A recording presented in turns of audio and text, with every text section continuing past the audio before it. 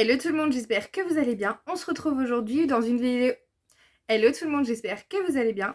On se retrouve aujourd'hui dans une vidéo très courte puisque ce sera la présentation de mes lectures du mois de mai. Alors ce mois-ci, j'ai lu Les chevaux nous parlent si on les écoute d'Hélène Roche aux éditions Vigo. Alors, pour vous parler un petit peu de l'auteur, Hélène Roche est une éthologue spécialisée dans le comportement équin. Et dans ce livre, elle nous raconte son histoire avec son cheval qui s'appelle Kako.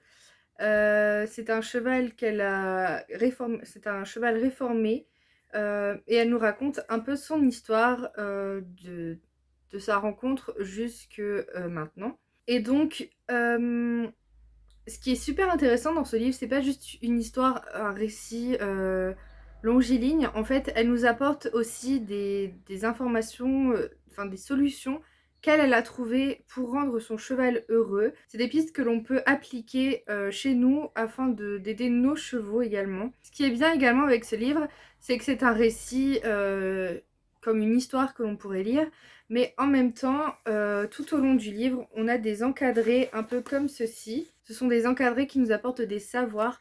Et c'est ça qui est super intéressant avec ce livre, c'est qu'on mêle histoire et apprentissage. Donc je recommande fortement ce livre, donc, qui est de Hélène Roche. Je vous mettrai le lien dans la barre d'infos puisque je l'ai acheté chez Pad. Ensuite, le deuxième livre que j'ai lu et qui est pour moi un indispensable pour tous les propriétaires, pour les demi-pensionnaires, les cavaliers, ça peut être pas mal, les cavaliers de club, pour leur savoir, c'est Traiter les urgences chez le cheval, donc toujours aux éditions Vigo.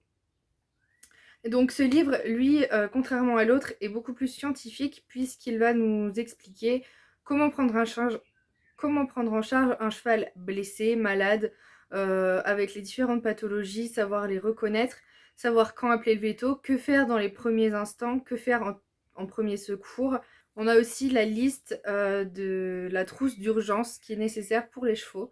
Donc c'est vrai que pour moi, pour tous les propriétaires, c'est un indispensable parce que il est important de savoir détecter les problèmes chez son cheval.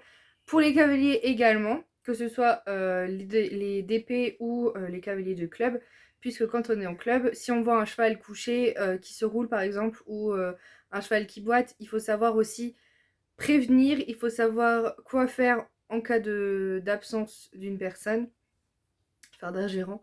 Donc je trouve ça hyper intéressant. Je ne vous montrerai pas à l'intérieur simplement parce qu'il y a des images qui peuvent être choquantes. Il est illustré, il est très bien expliqué. Je vais essayer de vous trouver une page un peu où il n'y a pas grand chose, mais enfin où il n'y a pas de photos choquantes pour que vous puissiez voir un petit peu. Donc ici par exemple, on a le kit de premiers soins.